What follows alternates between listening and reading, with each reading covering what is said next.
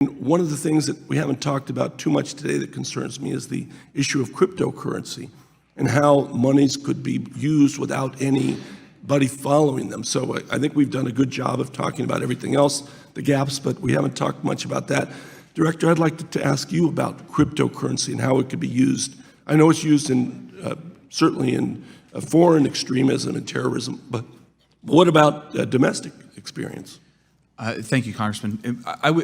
We brought it up. We felt it was important to bring it up. It's something we are tracking as a potential trend in domestic terrorism because of the traceability.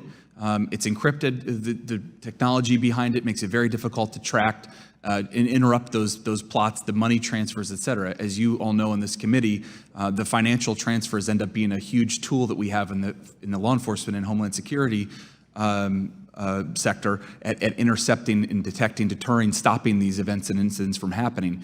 Very effective overseas at the traditional money channels, but when you talk about Bitcoin and you talk about any of the online encrypted currencies, they become very difficult to track as the transfer is happening, and who's doing it, where they're coming from. It can bounce off of all the different the tactics that are used online to mask the IP addresses and the locations of the routers, et cetera.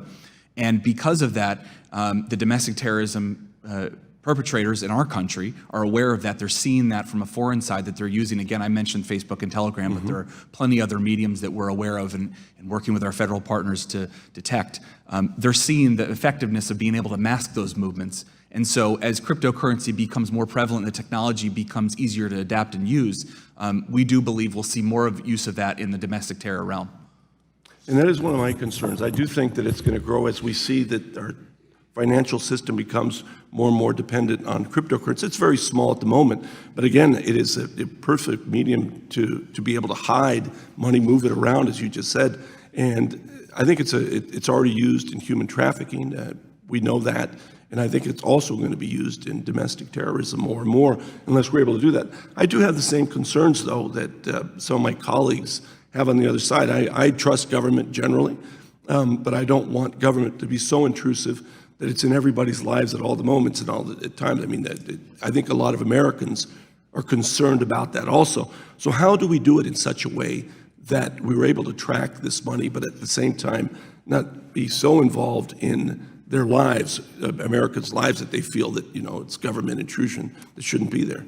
So I'll start by saying that my agency and I respect the rights of Americans, and first and foremost. That becomes part of our goal. We need to protect and defend our homeland, but we need to be mindful of those rights that are guaranteed to us in our Constitution, Bill of Rights, et cetera. So we'll start out with that. But the second piece is we have to put stringent, oversight in place, supportive of that, making sure that the right people are aware of what's happening in a way that represents our country and our citizenry. And then two is the processes that we put in place to detect those, to monitor and track the transfers and all those the online presence we talked about. If we get the processes right, and in conjunction with the right amount of oversight, I think we can get to the right answer to protect and defend our country. Thank you. My time is concluded. Thank you very much.